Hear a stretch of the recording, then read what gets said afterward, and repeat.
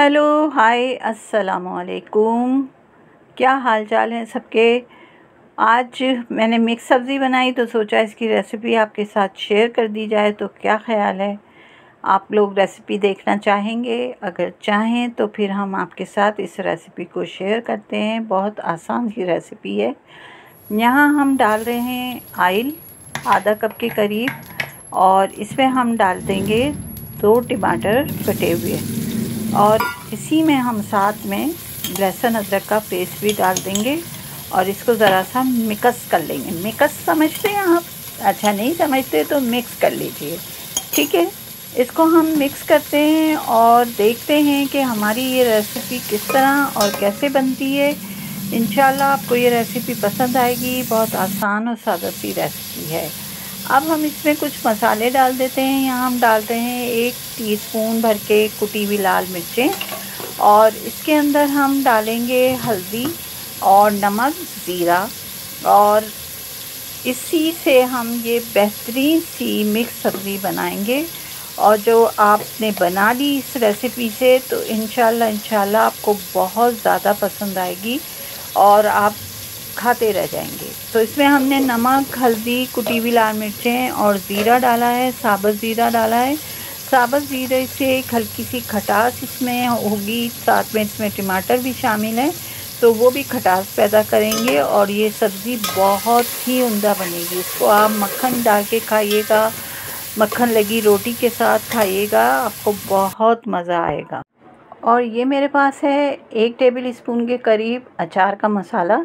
तो मैंने इसमें पानी डाल दिया। इसमें मेथी दाना, कलौंजी, सौंफ और मेथी दाना शामिल है, और इसको मैं थोड़े से पानी के साथ मिक्स करके इसमें शामिल कर देती हूँ। इससे जो है इसका जायका बहुत ही अच्छा लगेगा, कुछ अचारी सा, और ये सब्ज़ी बहुत ही खाने में मज़ेदार सी लगने वाली है। अब देखिए, ये है मेरे पास सारी सब्ज़ियाँ, जिसमें गोभी है, आलू है, मटर हैं, बैंगन है, और क्या चीज़ है, हरी मिर्चें भी शामिल हैं।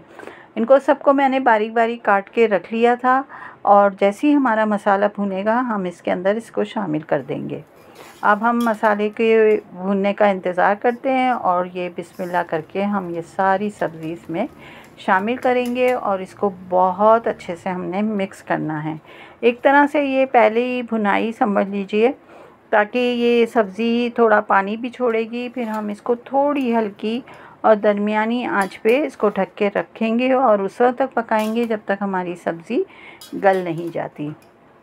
तो इस तरह से इसमें हम पानी का कोई इस्तेमाल नहीं कर रहे, बस हमने ना प्याज डाली है। आपने देखा कि रेसिपी कितनी ही आसान तरीके से हम बना रहे हैं।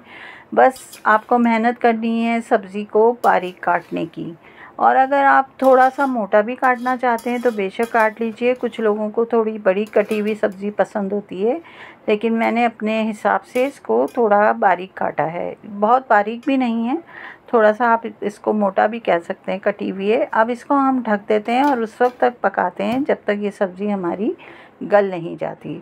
अब हम कुछ देर के बाद इसको देखते हैं और माशाल्लाह माशाल्लाह इतनी हसीन और मज़ेदार सी खुशबू आ रही है।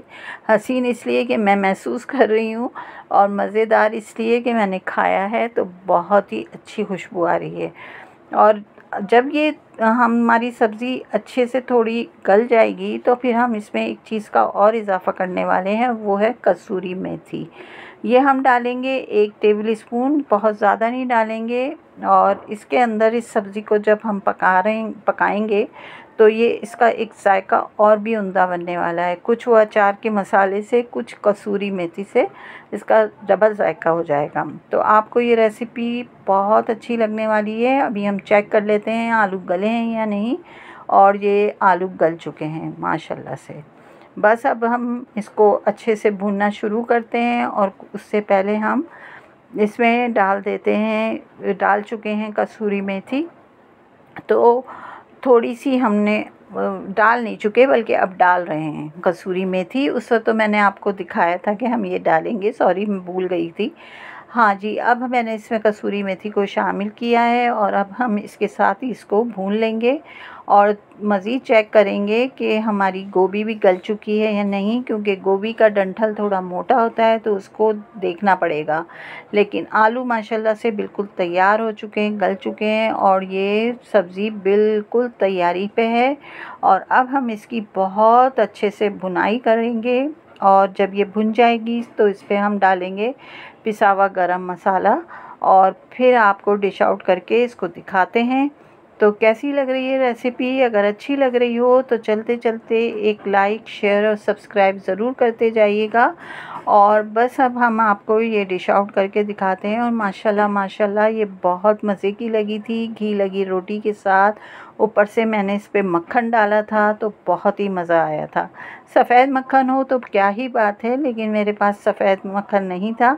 लेकिन अगर आपके पास है घर का बना हुआ तो ज़रूर इस्तेमाल कीजिएगा और बताइएगा कि कैसी लगी हमारी ये रेसिपी। इजाज़त दें, फिर मिलेंगे इंशाल्लाह। दुआओं में याद रखिएगा। अल्लाह हाफ़िज़।